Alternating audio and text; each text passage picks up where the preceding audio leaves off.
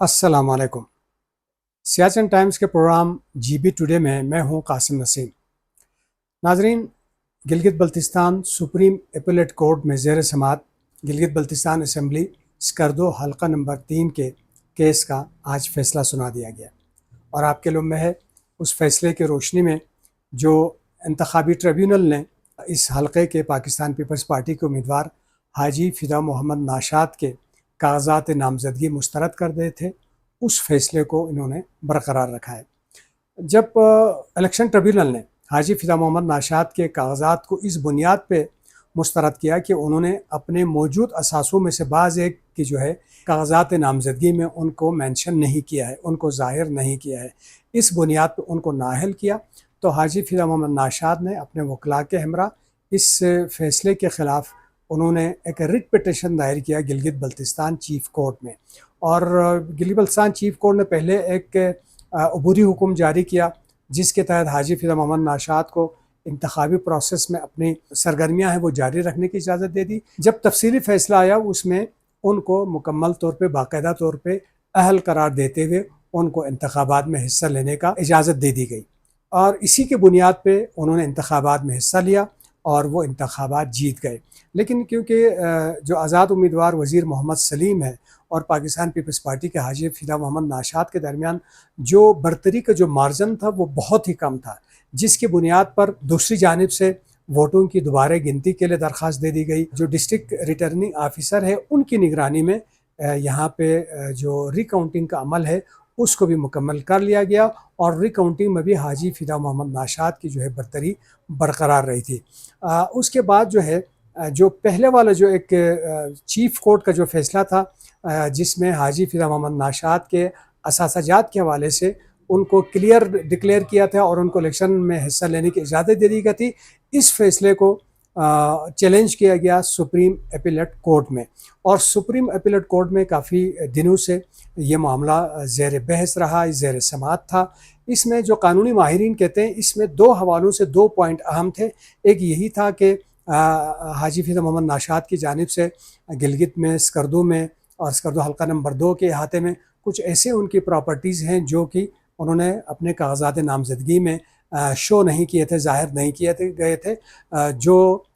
यहाँ पे अब निशानदेही उनकी की गई है, तो ये मुश्किल में पड़ सकते हैं। दूसरा नुक्ता एक जो माहिरीन है कानूनी वो ये बताते हैं, जब इलेक्शन ट्रिब्यूनल ने हाजी फ़िदा मोहम्मद नाशाद को नाअहल करार दिया गया था तो उसके ख़िलाफ़ अपील सुप्रीम एपेलेट कोर्ट में दायर होनी चाहिए थी, न कि चीफ़ कोर्ट में जो है उसके ऊपर रिट पिटिशन दायर होना चाहिए था। और आज जब सुप्रीम एपेलेट कोर्ट का फ़ैसला आ चुका है, लिहाजा इस फ़ैसले को सेट असाइड किया जाता है। फ़ैसले में बताया गया है कि जब असासाजात छुपाए गए हैं तो आइन के आर्टिकल 62(1)(f) के तहत वो अब सादिक और अमीन नहीं रहे,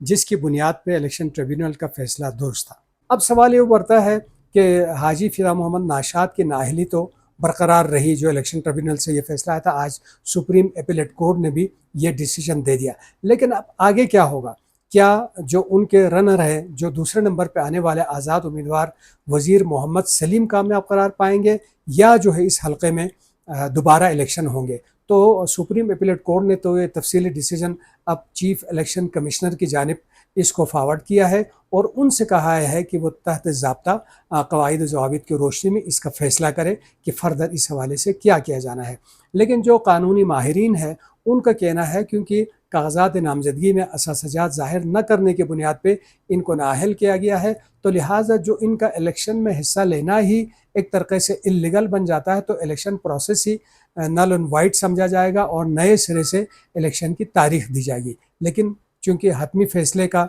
इख्तियार election commissioner, chief election commissioner को दिया गया है, अब वहाँ पर इसके तमाम कानूनी तकाज़ों के मुताबिक गौर किया जाएगा और इसके फ़ैसले किए जाएंगे। हाजी फ़िदा मोहम्मद नाशाद के वकला थ्रू आउट अदालत में ये मौक़िफ़ अपना पेश करते रहे कि ये जो यहाँ पे मेरे असासाजात के, मेरे मुवक्किल के असासाजात के हवाले से डिटेल पेश किए जा रहे हैं वो बहुत पुराने हैं। जब ये असासाजात हमारे मुवक्किल के पास, हाजी फ़िदा मोहम्मद नाशाद के पास थे, लेकिन बाद में कुछ उन्होंने इसको फ़रोख्त किया है, बाद जो है दूसरों को मुंतकिल कर दिए हैं, तो इस वक्त जो है یہ اثاثاجات ان کے پاس نہیں ہے۔ جیسے بھی ہو، اب اس معاملے کا فیصلہ سامنے آ چکا ہے۔ اب مستقبل میں ری الیکشن ہونا ہے یا جو ہے وزیر محمد سلیم جو ہے کامیاب ڈکلیئر ہوتے ہیں، یہ اب منحصر ہے چیف الیکشن کمشنر کے اوپر کہ وہ ریکارڈ اور قانونی تقاضوں کو دیکھتے ہوئے آگے فیصلہ کریں گے۔